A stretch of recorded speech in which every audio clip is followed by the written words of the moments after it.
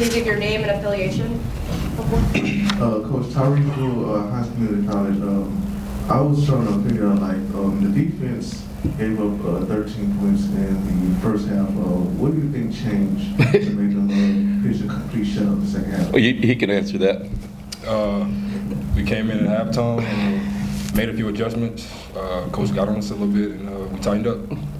Got the job done.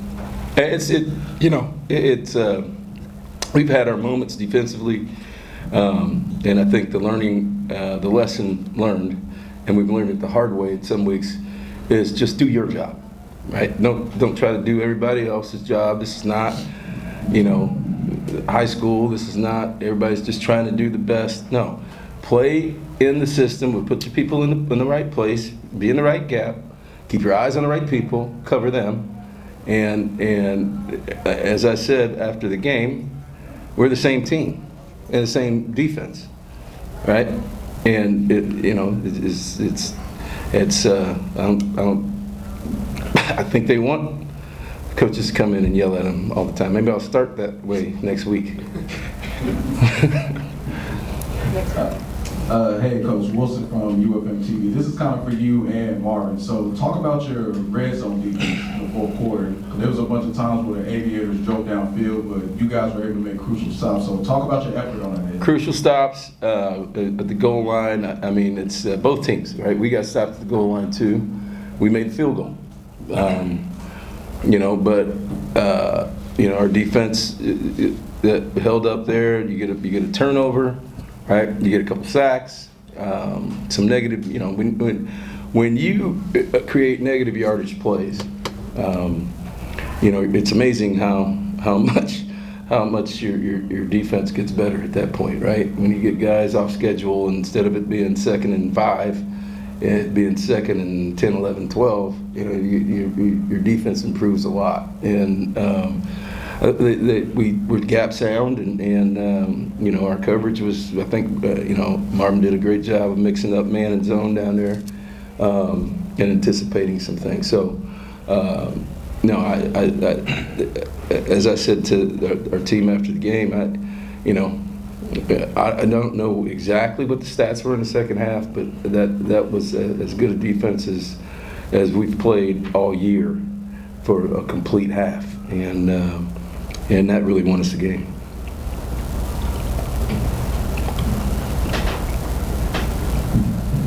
How are you doing, Coach? Hussein from Veda Houston Media. Talking about the defense, you guys controlled the ball for over 32 minutes and won the first down battle. What does this gritty physical performance say about the identity about the team? Well, I think it began a few weeks ago, right? After really a debacle in DC. And, DC has proven that they're that type of team. We didn't match their energy. And I think ever since then, we've gotten to a point where, you get an overtime game that you, without me going back and a chance of getting fined again, should have won based on some things that happened. Which we all know after looking back at the tape, and then we get a win, and then even in the overtime loss, we were able to run the ball. Probably would have set a record for yardage in that game, because we had a 65-yard touchdown call back. It still bugs me, but we still set a record. We had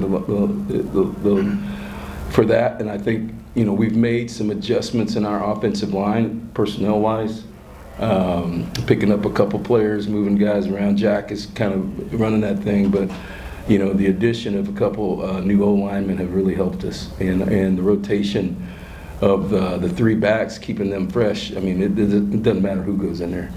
All 3 are capable. Every guy's had his turn, he gets his day, and I think, as I'd said after the game, they used the word gritty. I think Nolan's execution today in the RPO game was great. I think when he read it, he ran it, and he flipped it out. He made great decisions today in the run game, and that puts pressure on those defensive ends and those backside backers to really be able to close in on those running backs. And so, there's a lot of moving parts for those running backs to get all the glory, but there's a lot of guys blocking. There's a lot of these quarterbacks are now making really good decisions, and Nolan made some really good decisions today. I think, as we move forward, at the halfway mark during the season, we should be getting better every day, and every game. And I think even with the losses, I think that from my perspective, we are getting better across the board. Just real quick, last question. Jumping to the other side of the football, on offense, you guys moved the ball or moved the chains 21 times and stayed composed until the final whistle. What was the key to keeping that momentum on your side throughout the game? Yeah, I mean, we were able to, I don't know, shoot the first 3 drives. What we have, probably 30 plays in 3 drives, right? Okay, so that's a whole bunch of clock running off. We got to be able to sustain it more in the second half.